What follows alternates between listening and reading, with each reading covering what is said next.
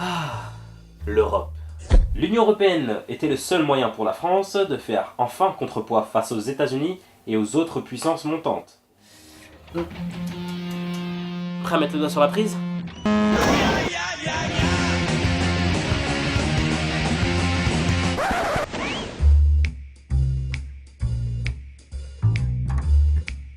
À l'école, l'Union Européenne, c'est un fait accompli. Du coup, on étudie ses nombreux traités, son actualité. Avec un bilan assez médiocre d'ailleurs. Mais si on part du principe qu'on comprend un projet qu'au moment où on s'intéresse à ce qu'il finance, on y verra un peu plus clair, non ? Monsieur, qui a contribué à la construction de l'Union Européenne ? Ce sont les pères fondateurs, voyons. Jean Monnet, Robert Schuman, Robert Marjolin, de grandes figures au service des intérêts français. Et les noms qui nous permettront de répondre à cette question sont deux Américains. La CUE a été un des premiers organismes à promouvoir la création de l'Union Européenne. Et voyez ces fonds provenir principalement des fondations Ford et Rockefeller. Fonds qui ont permis à Jean Monnet de pouvoir créer ce qu'on appelle les pères fondateurs. Ce qui fait de Jean Monnet le père des pères.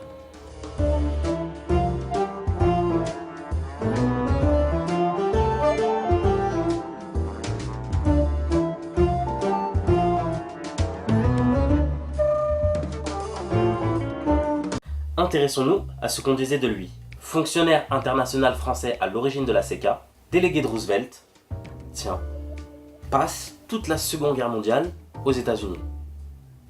USA. De Gaulle disait également de lui que c'était un malade, avant tout soucieux de servir les intérêts américains. USA. Remarque, quand on regarde son entourage, il y a de quoi se poser des questions. Renard, sacripant, sacripouille, coquet, coquin, renard, chenapan, sacripouille, sacré vaurien.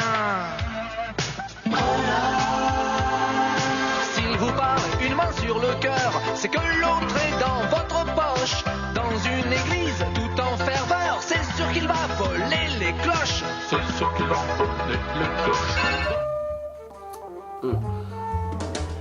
L'article du Daily Telegraph daté du 19 septembre 2000 ne fait que le confirmer. Les dirigeants du mouvement européen sont tous sous-traités comme des employés par leurs parrains américains. USA. L'idée que cela semblait être une ambition française s'écroule.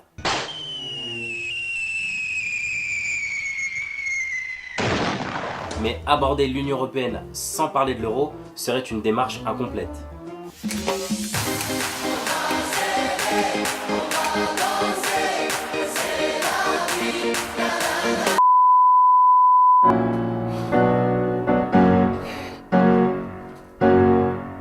Monsieur, est-ce aussi les pères fondateurs qui ont été à l'origine de l'euro ? Affirmatif. Le 11 juin 1965, le ministère des Affaires étrangères américain envoie une note au vice-président de la Communauté européenne de Robert Marjolin. Cette note est on ne peut plus claire. Poursuivre de manière subreptice l'objectif d'une union monétaire européenne. Plus loin, empêcher tout débat jusqu'au moment où l'adoption de telles propositions deviendrait virtuellement inévitable. Moi je veux bien, mais pourquoi tant de manières si c'est pour le bien de tous ? Avant de passer à la QQF, voici l'astuce. Vous conviendrez qu'une vérité n'a pas le temps d'être tournée en ridicule en cours si la majorité de la classe est débranchée. Vous voyez ce que je veux dire ?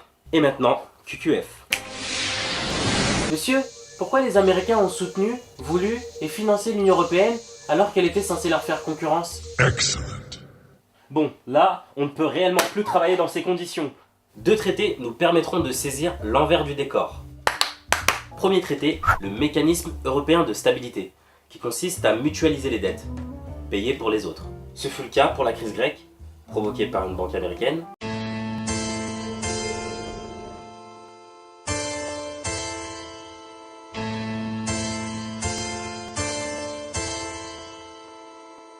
Nous, on emprunte, donc on s'endette pour stabiliser la Grèce. Et nos impôts servent à rembourser la dette auprès des mêmes banques qui l'ont créée.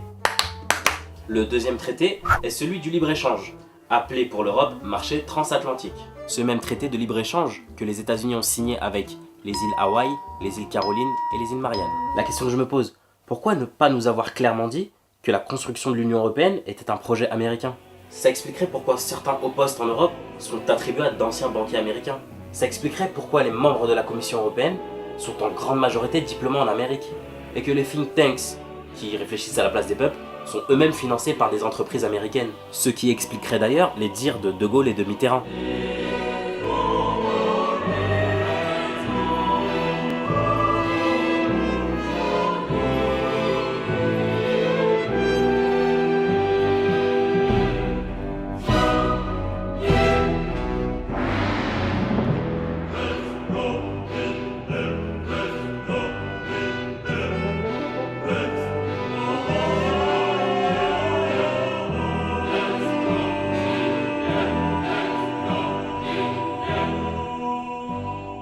Et pour finir, avec le marché transatlantique, on se gêne même pas de nous dire que la France a sauvé l'exception culturelle.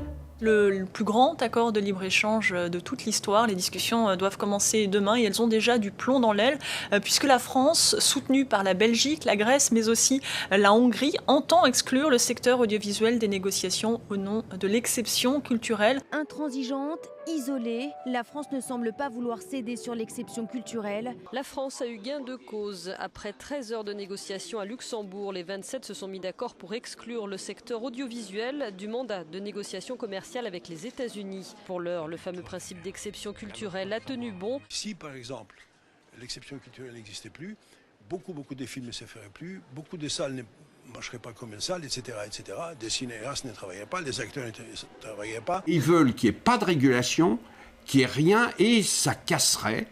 L'exception culturelle, vous dire, ça casserait les aides nationales. C'est planifié par le frétillant Monsieur Barroso, qui, je pense, pour des raisons personnelles d'agenda, guignant les Nations Unies, est en train de se vendre aux Américains et de se trahir par rapport à ce qu'il nous a toujours dit. Je veux bien, mais où est passé tout le reste?